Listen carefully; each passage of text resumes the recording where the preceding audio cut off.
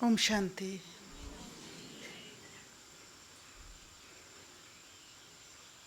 हम sub centre पे रहने वाले हैं, तो हमारा ध्यान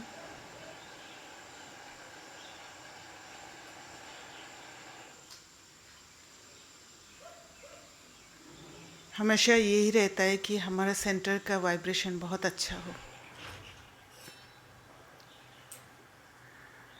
तो सेंटर का वाइब्रेशन के निमित्त आज ये क्लास होगा कि कैसे उस सेंटर का वाइब्रेशन को ऐसे बनाए कि कोई भी जब वहाँ आए तो जैसे मम्मा के सामने चाहे कोई कैसे भी स्थिति में आते होंगे, पर मम्मा के सामने आते ही बदल जाते हैं। तो इसीलिए मैंने सोचा है कि थोड़ा सा हमारा जो संबंध संपर्क में जब हम आते हैं उसके ऊपर थोड़ा मैंने जो मनन चिंतन किया है उसको आप सबके सामने रखेंगे।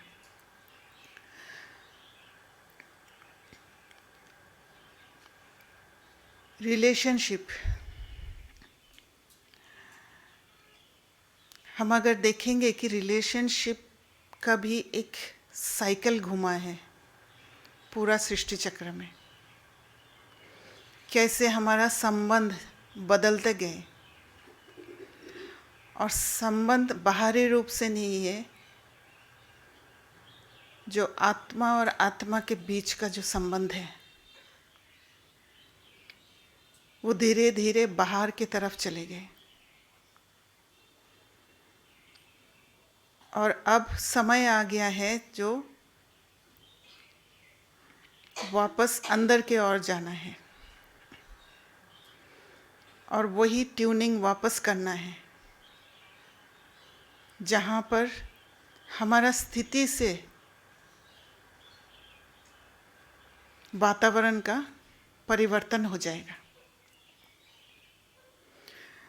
तो उसमें कहते हैं कि एक वर्टिकल रिलेशनशिप होता है और एक हॉराइजॉन्टल रिलेशनशिप। वर्टिकल माना जो स्ट्रेट रहता है, एक टॉप में होते हैं, एक नीचे होते हैं एकदम। और एक हॉराइजॉन्टल रिलेशनशिप होता है जो दोनों बराबर होते हैं। भले बाहरी रूप से कोई भी ऊंचा पोजीशन में होंगे एक और दूसरे के पास पोजीशन नहीं भी हो, पर वो संबंध जो है वो हॉराइजॉन्टल मेंटेन होगा। तो वर्टिकल रिलेशनशिप में क्या होता है, वहाँ पर लेन देन में बहुत फर्क रह जाता है। जो ऊंचा में बैठे हुए हैं वो हमेशा नीचे वाले को बहुत नीचा देखते हैं, और जो नीचे बैठे हुए हैं वो ऊपर जो बैठे हैं उनको बहुत बड़े मानते हैं और खुद को छोटा कर लेते हैं। तो सतयुग से अगर हम देखेंगे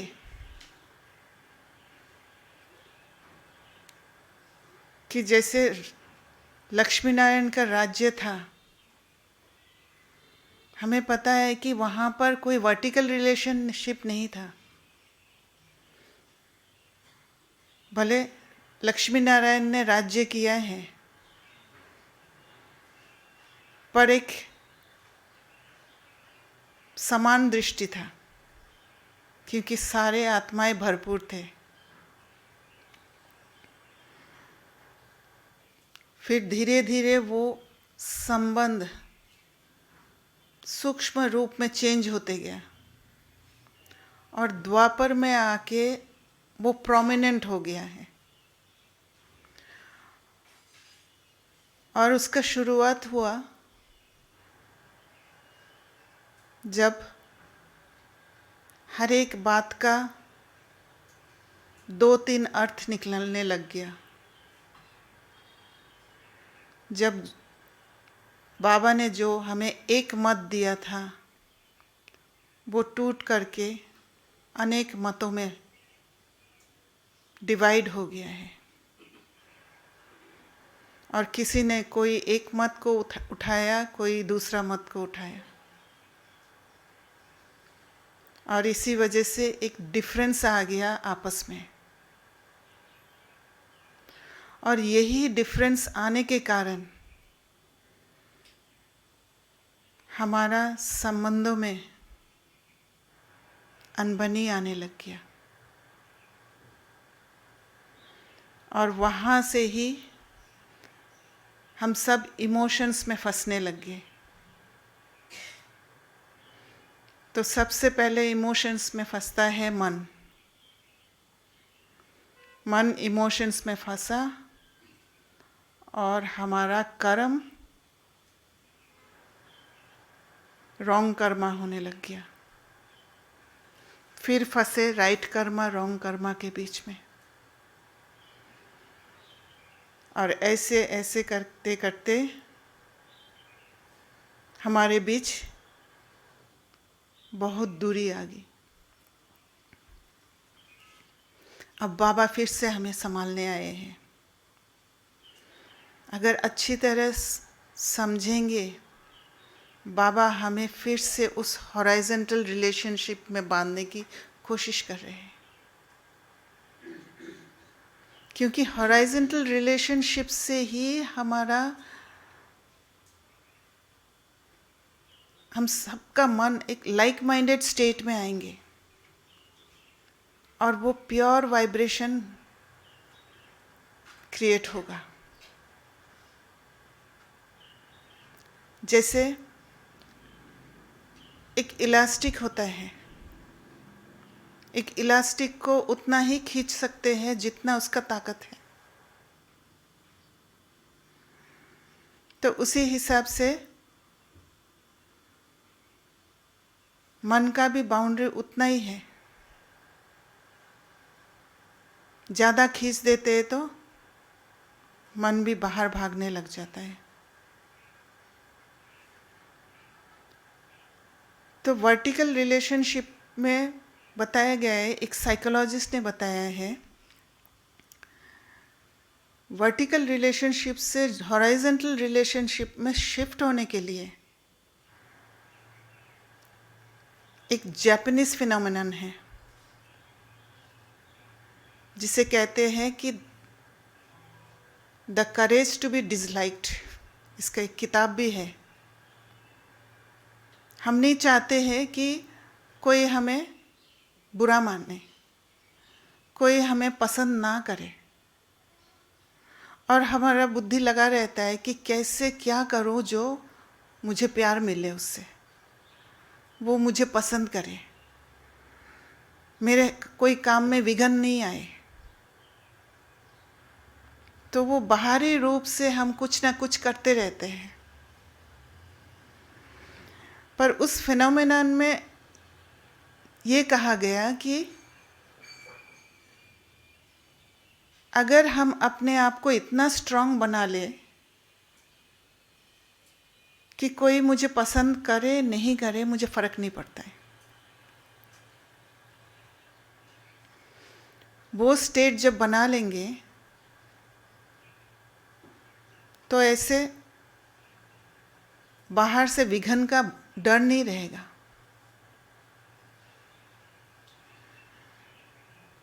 क्योंकि जैसे डर आता है तो मन वो इमोशंस के कंट्रोल में आ जाते हैं।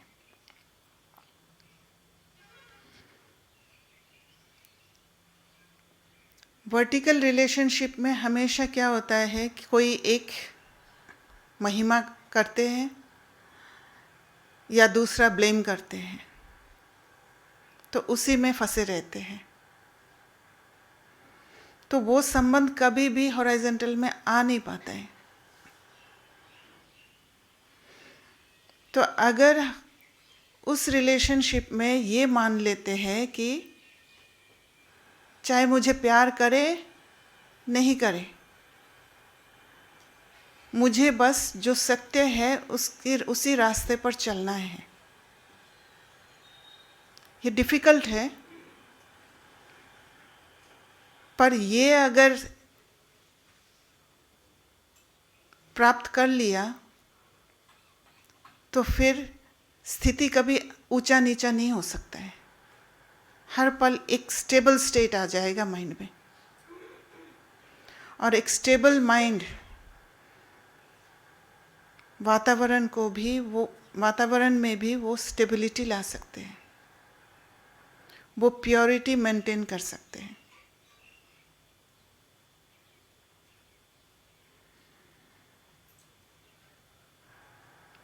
दूसरा, हॉराइजॉन्टल रिलेशनशिप ज़्यादातर हमने देखा है दोस्तों के बीच होते हैं।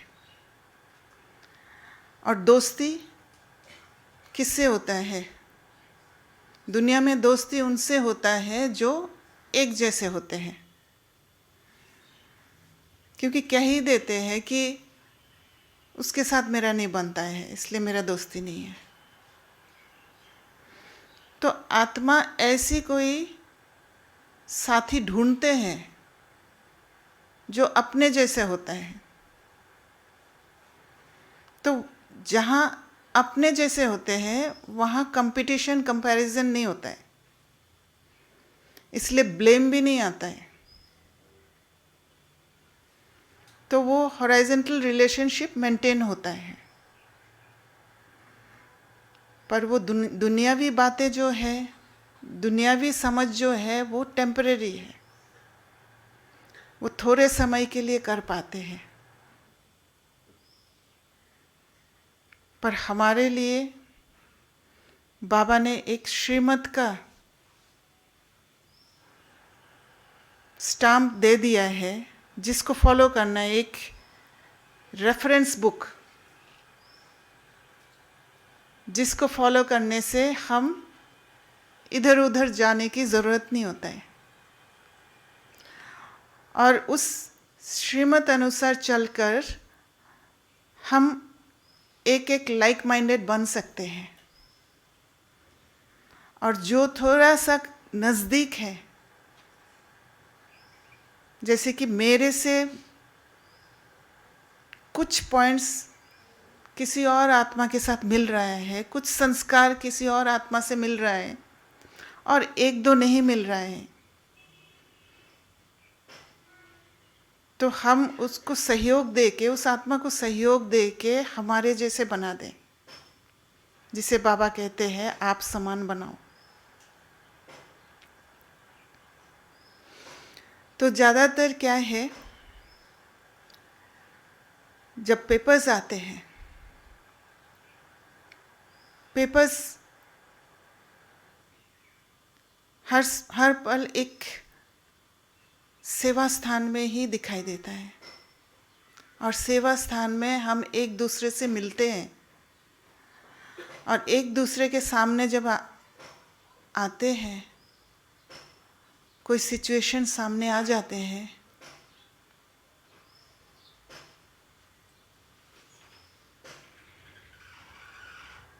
कुछ बातें आ जाती है बीच में, तब बाहर की ओर किसी और आत्मा की तरफ नहीं देख के अगर हिम्मत करके हम अंदर की ओर जा पाते हैं, तब जाके वो हॉराइजॉन्टल रिलेशनशिप मेंटेन होना शुरू होता है। और बाबा के भाषा में वो है कार्मिक अकाउंट सेटलमेंट करना। तो हॉराइजॉन्टल रिलेशनशिप मेंटेन करने के लिए मुझे बाहर से अंदर जाना पड़ेगा। जैसे दादी जानकी कहते थे, it is happening but not happening to me. हो रहा है वो घटना बाहर, पर मुझे नहीं हो रहा है। और दादी सबसे ज़्यादा स्टेबल माइंडेड थे।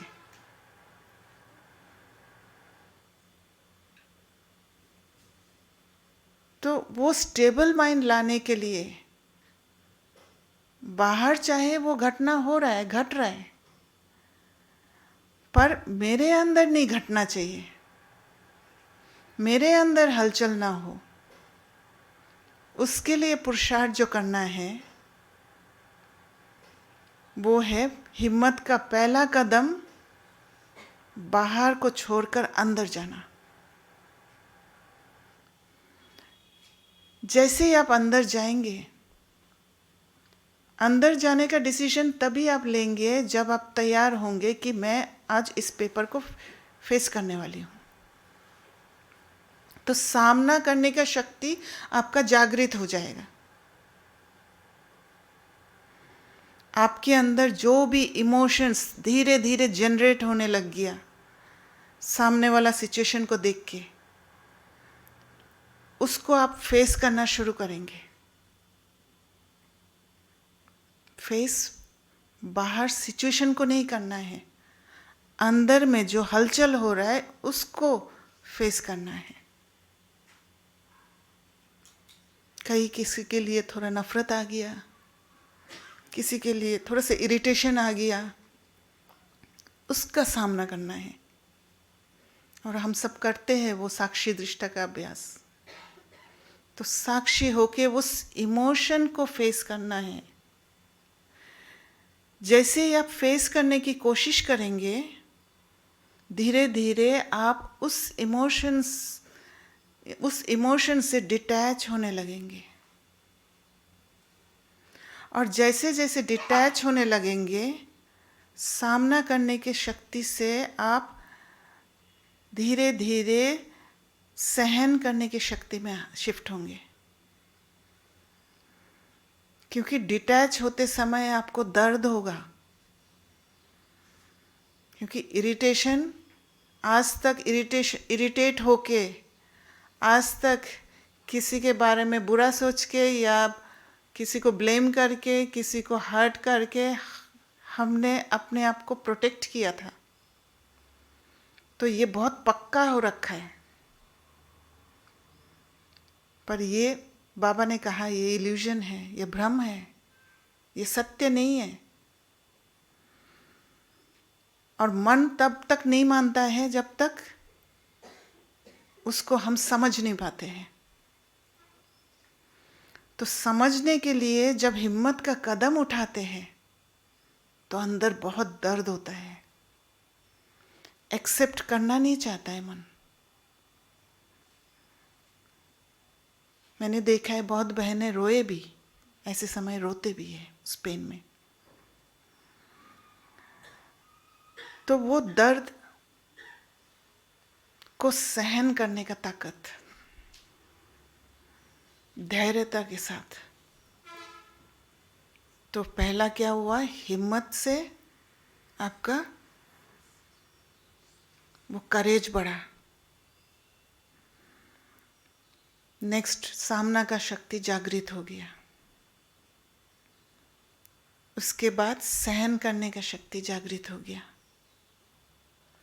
और जैसे ही आपने सहन कर लिया, तुरंत आपके अंदर एक धीरे धीरे रिलीफ सा महसूस होगा। जैसे कुछ छोड़ के जा रहा है, कोई पकड़ के रखा था वो छोड़ के जा रहा है। और जैसे छोड़ के जाएगा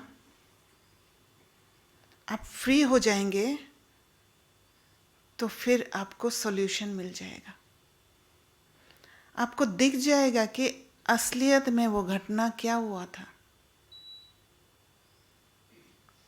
और वो है समाने की शक्ति। जैसे ही आप छूट जाएंगे उससे, आप भूल जाएंगे क्या हुआ था, क्योंकि आपको जो प्राप्ति होना था वो हो गया। आखिर में हमें कुछ उस जगह से चाहिए होता है। जब इस प्रोसेस द्वारा हम नहीं गुजरते हैं तो हम उस दर्द से छूटने की प्रयास करते हैं। और दर्द से छूटने के प्रयास जो है वो हमें जल्दीबाजी करा देते हैं, क्योंकि ज़्यादा समय हम दर्द में रह नहीं पाते। तब हमारे बुद्धि में आता है कि हम कुछ करें, कैसे भी बाहरी रूप से कुछ करने की कोशिश करते हैं कि वो ठीक हो जाए तो मैं फ्री हो जाऊंगी।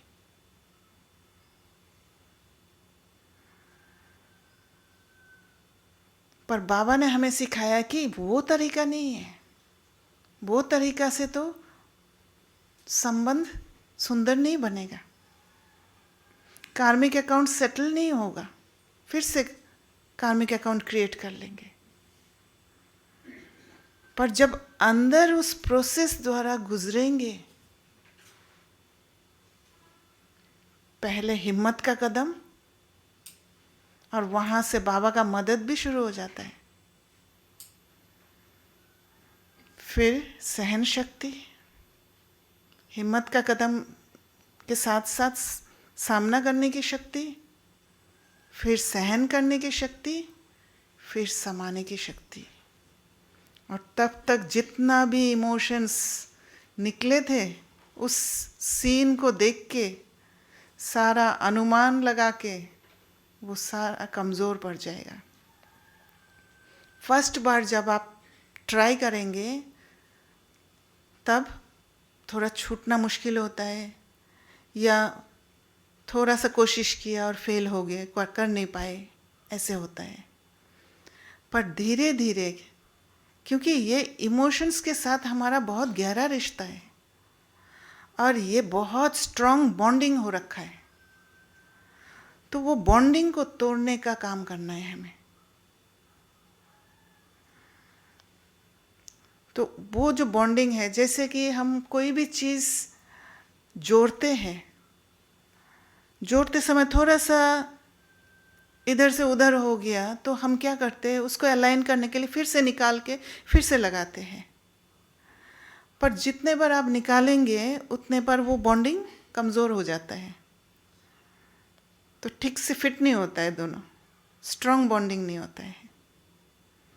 तो वैसे ही इमोशंस के साथ जो बॉन्डिंग है, इस प्रोसेस द्वारा गुजर के बार बार उसको अलग करना है, बार बार अलग करना है, वो बॉन्डिंग को वीक कर देना है। और जब वो बॉन्डिंग वीक हो जाएगा तब बहुत इजी हो जाएगा। तो यही स्टेट है नॉन जजमेंटल स्टेट, जहाँ पर सामने वाले आत्मा को हम लेबल नहीं करते हैं। जज तो करना है कि अभी वो आत्मा लोभ के संस्कार में है, तो जज तो करते हैं, पर वो जो जज किया है उसको अंदर लेके अपने अंदर करप्शन पैदा नहीं करना है, वहाँ पर हमें प्रोटेक्ट करना है। और उस प्रोटेक्शन के लिए ये रास्ता से हमें गुजरना होता है।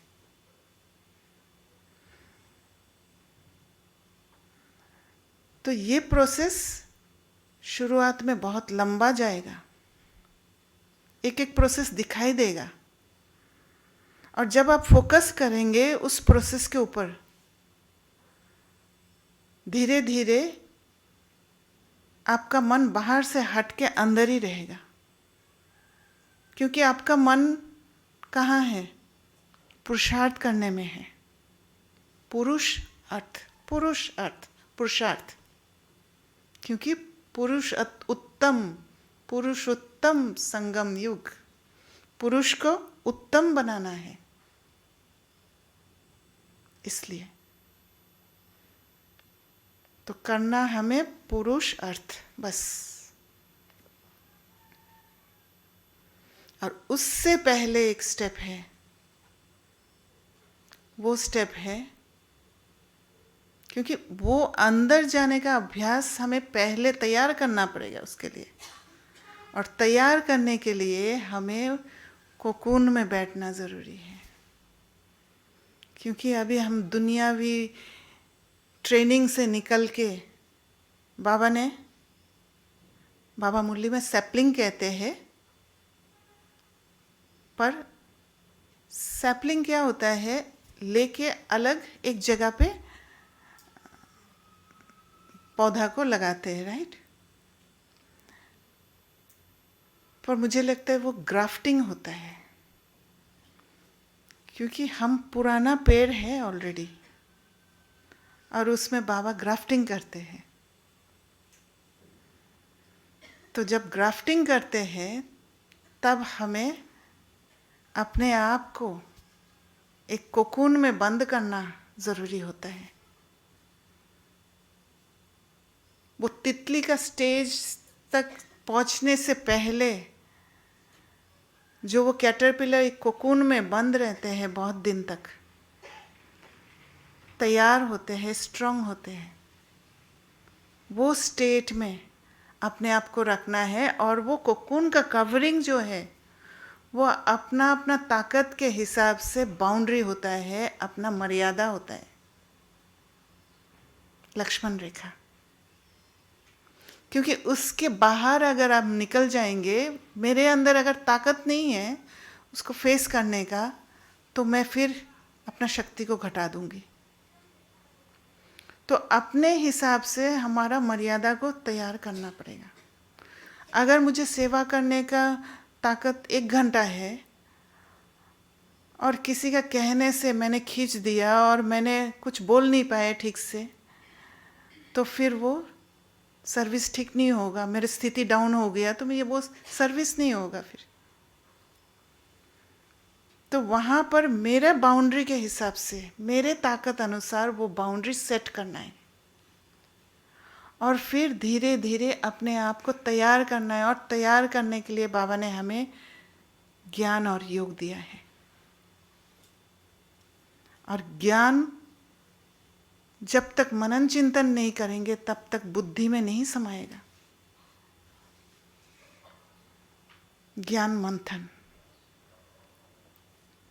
क्योंकि ज्ञान के एक एक लेटर्स के बीच में बहुत सूक्ष्म बातें समाया हुआ है। चिंतन कर करके उन एक एक पॉइंट्स को अंदर से निकालना होता है। और जब तक वो लिबरेशन का फीलिंग नहीं होता है तब तक मेरा मंथन पूरा नहीं हुआ।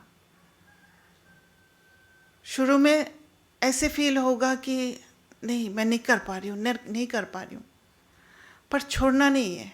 वो एक स्टेज है, जो भी आ रहा है उसको लिखना है।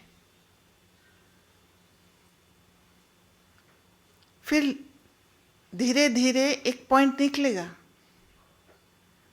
और वो जैसे कि बुद्धि का एक लॉक खुल गया, ऐसे फील होता है। जैसे मुझे यहाँ आने के बाद ये वर्टिकल और हॉरिजॉन्टल रिलेशनशिप का लॉक खुला है। तो हम बातों को जानते हैं, पर जब एक गहरा मीनिंग के साथ जानते हैं तब वो बुद्धि में समा जाता है। इसलिए मनन चिंतन करना बहुत इम्पोर्टेंट है।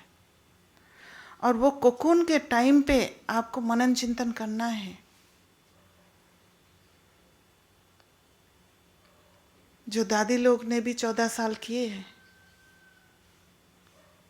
पर हमें बीच बीच में करना है कि हमारे पास टाइम कम है। हमें चारों सब्जेक्ट साथ साथ रखना है।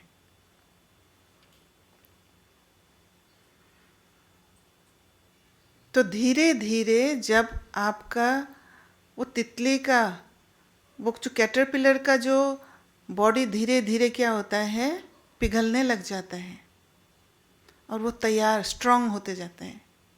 तो आत्मा का जब पंख थोड़ा थोड़ा निकलने लगता है, ऐसे फील होता है कि हाँ, अब मुझे थोड़ा सा ठीक लग रहा है, एक कॉन्फिडेंस आता है अंदर में।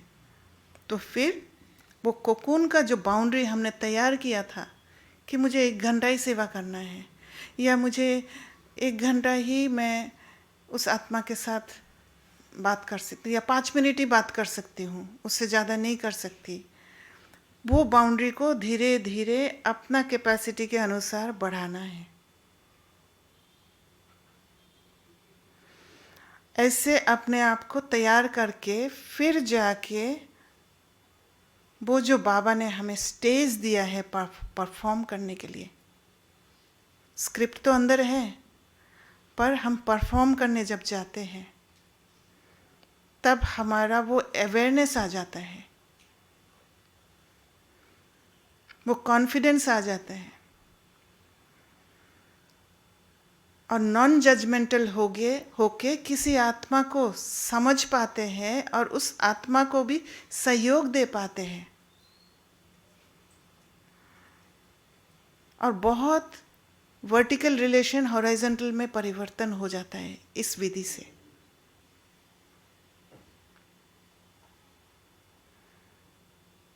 बाबा ये भी कहते हैं कलंगिधर बनना है, उसके लिए भी ताकत चाहिए, और वो ताकत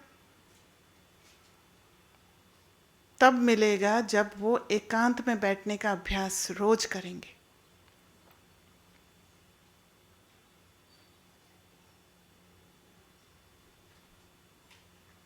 बातें बहुत आएंगे, पर उसके लिए मैं अपना स्थिति को नहीं खोने वाली, ये दृढ़ता होना चाहिए, क्योंकि मेरा एक का स्थिति हिलने से पूरा विश्व के आत्मा तक वो डिस्ट्रीब्यूट हो जाएगा। इतना इम्पोर्टेंट है हम।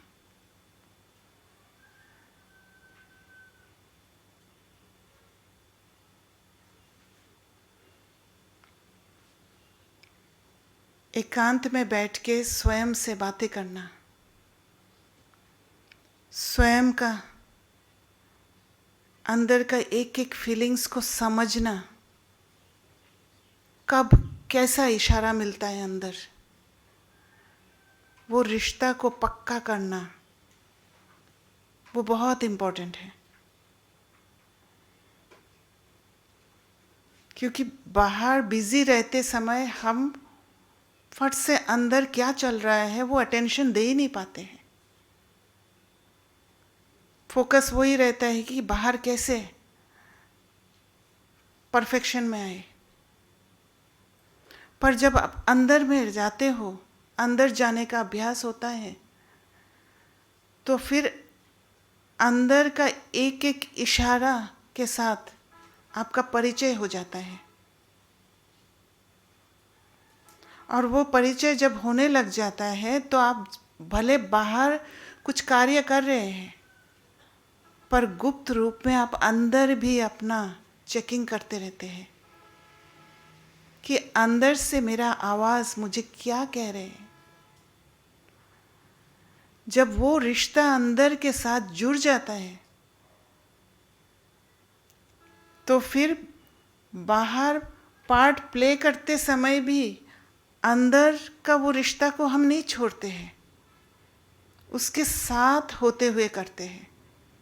और जब उसके साथ होते हुए करते हैं तो फिर बाहर जो कार्य हम करते हैं वो एकदम प्योर सेवा होता है। वहाँ पर कोई भी हमारा पुराना संस्कार का मिक्सचरिटी नहीं होता है, क्योंकि मैं अपने साथ रह के अपने को खुद को संतुष्ट रख के फिर मैंने किसी के लिए किया है। खुद को दर्द में रख के नहीं किया।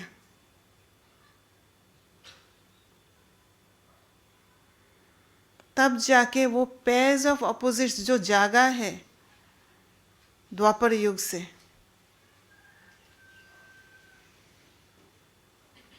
उससे धीरे धीरे निकल पाएंगे, वो न्यूट्रल स्टेट में रह पाएंगे। तो मैंने अभ्यास बहुत किया है, जैसे कहीं जाते समय मन में उठता है पता नहीं क्या होगा, ठीक से सफलता मिलेगा कि नहीं मिलेगा, वो आ जाता है, क्योंकि हम सब रिजल्ट ओरिएंटेड हो गए हैं। हमेशा फोकस रहता है काम अच्छा होना चाहिए, कोई कमी नहीं होना चाहिए, और जब जब हमारा फोकस वहाँ होता है, हम कर्म के ऊपर ध्यान कम देते हैं। बार बार यही चिंता रहता है कि एंड रिजल्ट सही होना चाहिए। तो मैंने अभ्यास किया है, अच्छा होगा तो भी ठीक, अच्छा नहीं होगा तो भी ठीक, मैं दोनों में ठीक हूँ। जब ये अभ्यास किया तो फिर हल्कापन आ गया और मेरा फोकस मेरे कर्म में रहता है।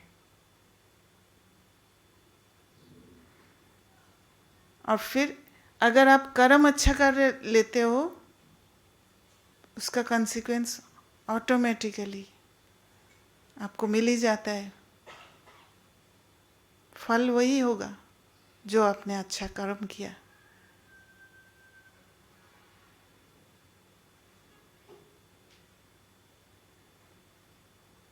तो दो अभ्यास करना है, एक एकांत में बैठने का,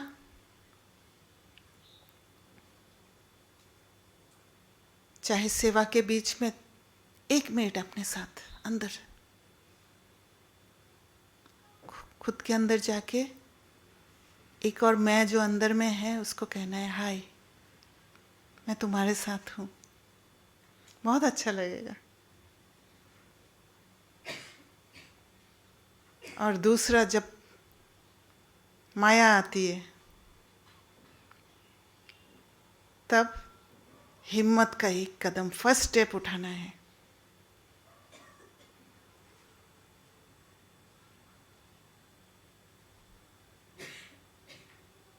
तो धीरे धीरे मन क्या होगा, मन को तो अच्छा चीज़ चाहिए, मन को सुकून चाहिए।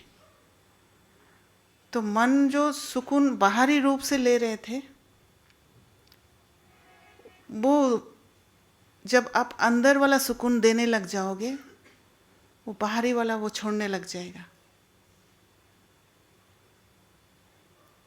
और बाहर वाला छोड़ा, अंदर फिर क्या हो जाएगा, मन जीते जगत जीत बन जाएंगे।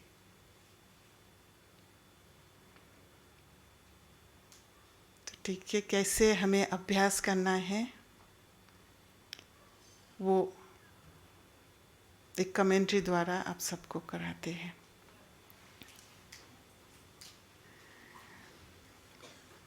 एक बात और शेयर करना चाहूँगी, जैसे ही सिचुएशन सामने आती है,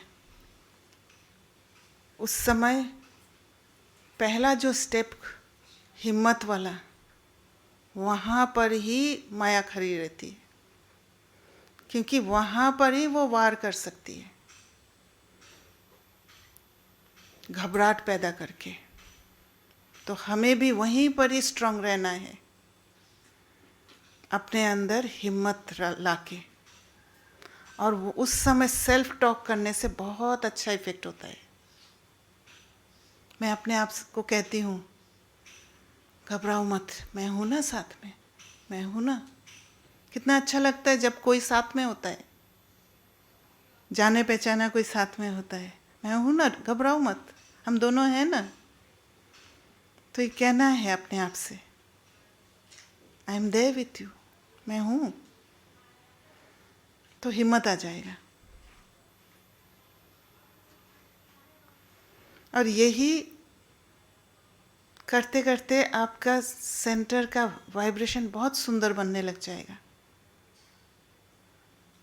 क्योंकि अंदर हलचल, बाहर वाइब्रेशन भी वैसा हो जाता है।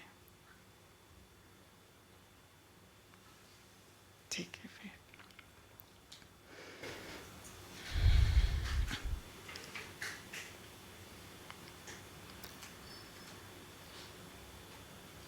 अपना मन और बुद्धि को समेट लीजिए और भीतर की ओर जाने के लिए तैयार हो जाइए।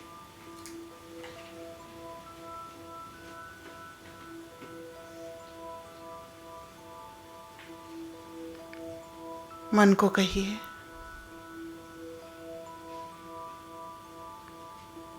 अभी मेरे साथ रहना है।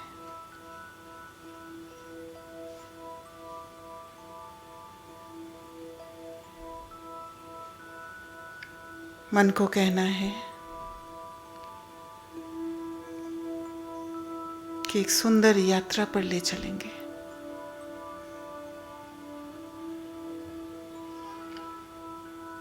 और धीरे धीरे मन में जो भी बातें आ रहे हैं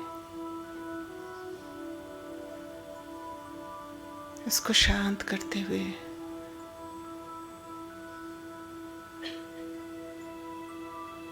अंदर की ओर चलते जाइए।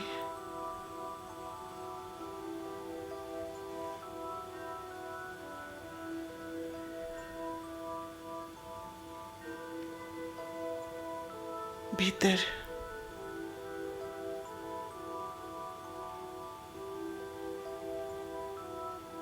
चाहे कुछ समझ में नहीं आ रहा हो, फिर भी अंदर चलिए।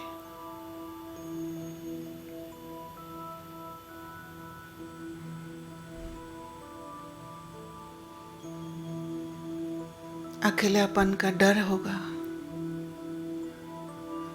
पर फिर भी आज मुझे अंदर जाना है।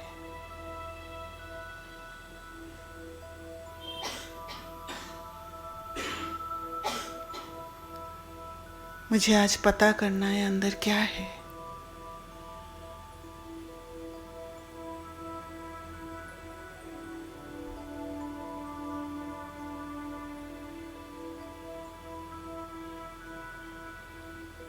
चलते जाइए अंदर।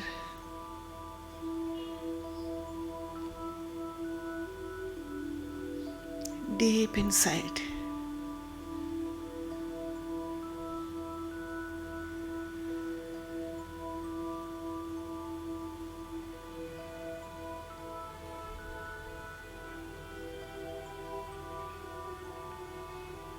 अंदर के सारे बातों को महसूस करिए।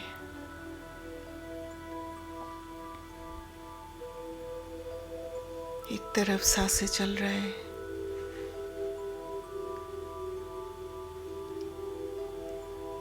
दूसरी तरफ दिल धड़क रहा है।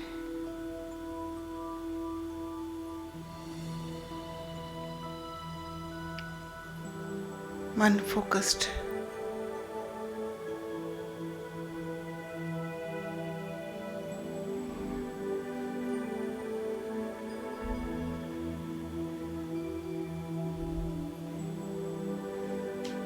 मिलिए अपने आप से।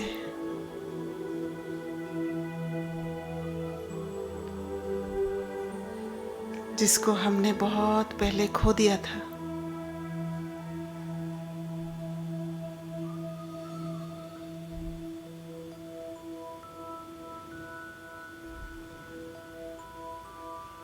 जिसको प्यार करना भूल गए थे।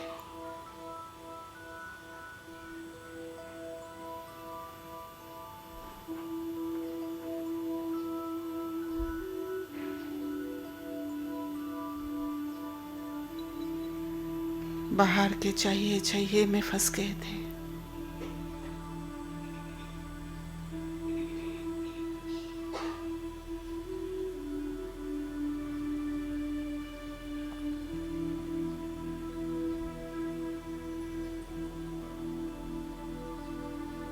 देखिए कोने में शांत होकर बैठी हूं मैं।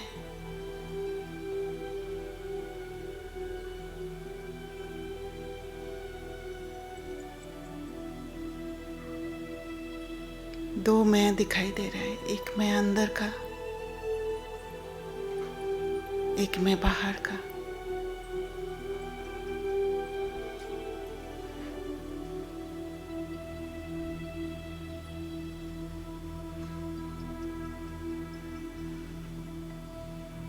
धीरे से मैं आगे होके अपना हाथ उसके हाथ में रखती हूँ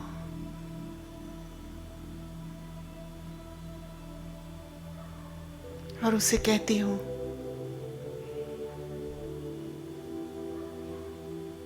मैंने बहुत जन्मों से तुमसे अलग रही,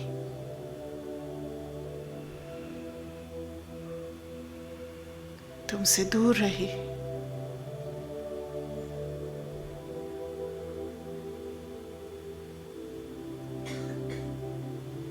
तुम्हारा ध्यान नहीं रखा,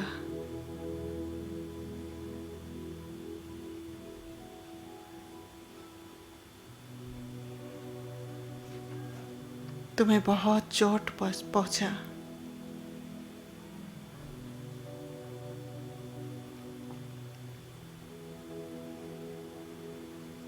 तुम्हें निग्लेक्ट किया।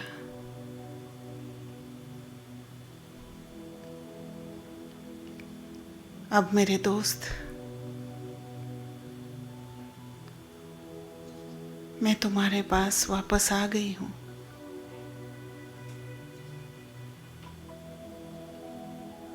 मैं वादा करती हूँ, मैं तुम्हें कभी भी छोड़ के नहीं जाऊंगी।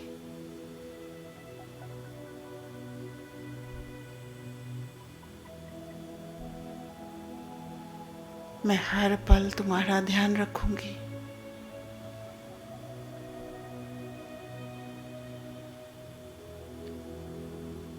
तुम्हारी हर बात को सुनूंगी।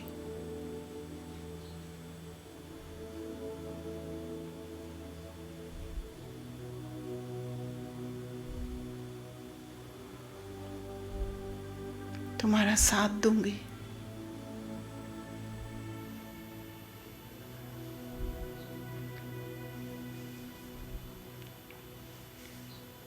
मेरे दोस्त,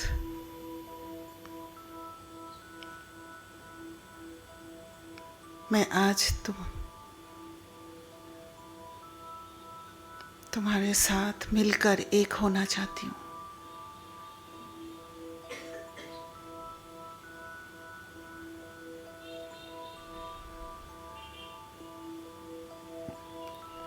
धीरे धीरे आगे बढ़िए और उसके करीब जाके गले मिलती हूँ।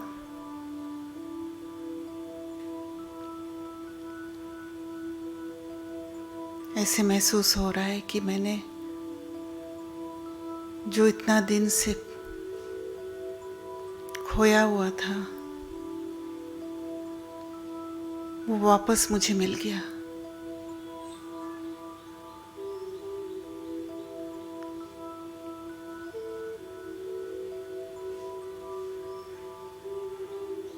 एक मेरा नया जन्म हुआ।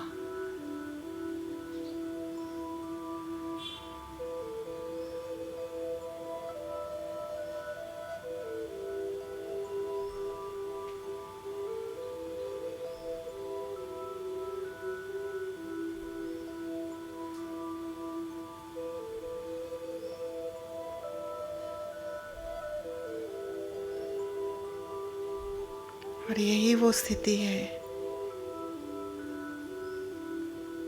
यही वो सीट है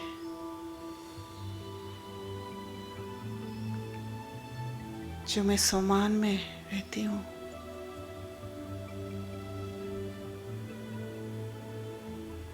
मेरा सेल्फ ऑनर बरकरार रहता है।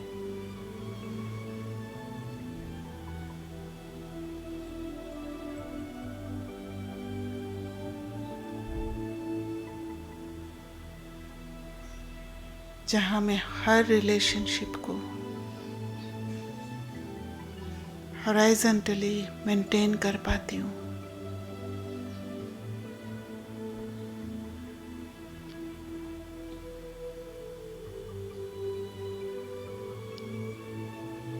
ना मैं कभी खुद को नीचा दिखाती हूँ, सेल्फ क्रिटिसिज्म में जाती हूँ, ना ही सुपीरियर बन के किसी को नीचा दिखाती हूँ।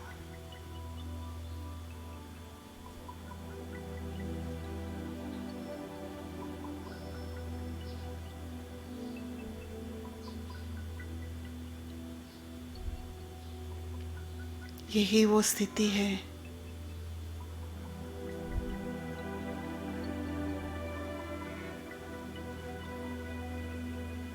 जिसके द्वारा मैं बाबा से मिल पाती हूँ।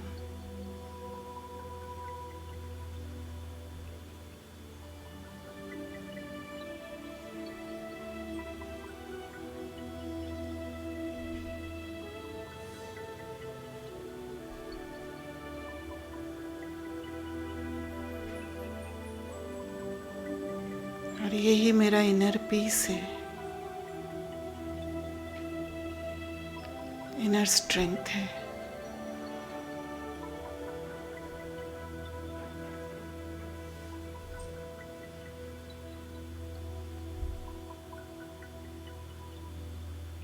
जहाँ हर कुछ बैलेंस्ड है।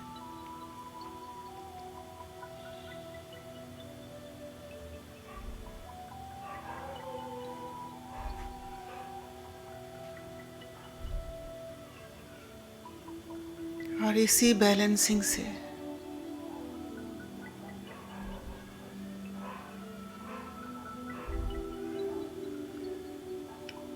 धीरे धीरे मेरे मन का जो इलास्टिसिटी है वो स्ट्रांग होते जा रहा है।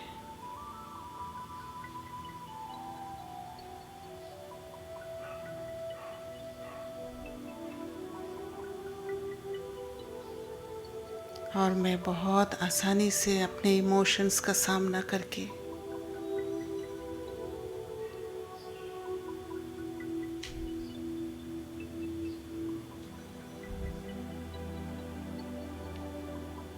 उस फ्रीडम का स्टेट को अनुभव कर पा रही हूँ।